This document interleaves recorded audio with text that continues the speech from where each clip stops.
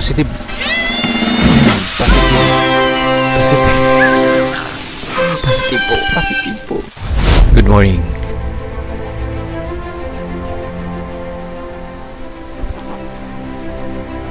Araw ngayon ng Tuesday, Martes, July 9. Ang oras ay alas 8:34 na ng umaga.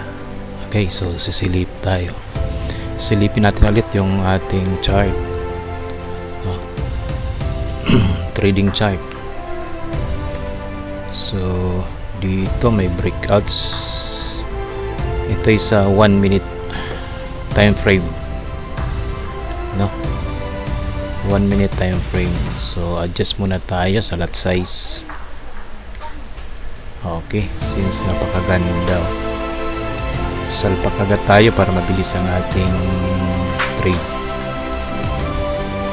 Tapos copy lang, right click saan mo gustong i-hit yan, right click, copy, ilagay natin yan dito sa TP, paste. Ganun lang naman. Tapos abang, antayin lang. Ganun lang siya kadali.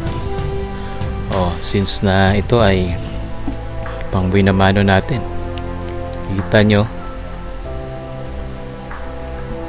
hintayin lang natin. Napakaganda, grabe. So careful lang talaga, kasi nagpapalit yan, malaking negative yan kung sakali, no? Malaking negative yan. Ayun, positive. Positive po. Ganun kabilis, grabe kabilis. Thank you. So, adjust lang muna tayo. Grabe kalaki ng ating lot size pala.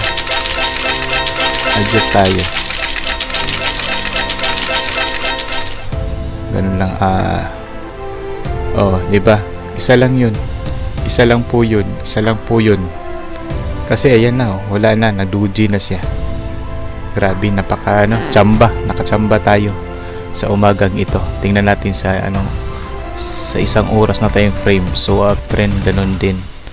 Nag-breakouts dito na sa downtrend na siya. Confirmation ng ating awesome oscillator. Dito sa ating 5 minutes, ganun din. Uptrend, tapos approaching, mag-breakout na siya. So sa 1 minute, yan. So stop muna tayo kasi nag-rest. Tapos ito yung dito kasi tayo nag-trade.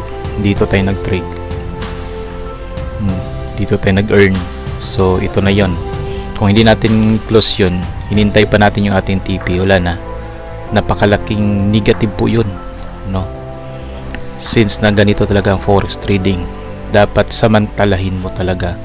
Tamang pasok lang. Ito na yung sinasabi ko. Diba? So kahit isang trade lang tayo for this morning, okay na po. Salamat ang napakarami sa iyo. At huwag kalimutan pong mag-subscribe. Ganun lang po. Ginatawag natin yung buy per strike natin na strategy. Buy per strike, tinuklaw ng ahas. Ganun lang po yun. Maraming salamat at good morning.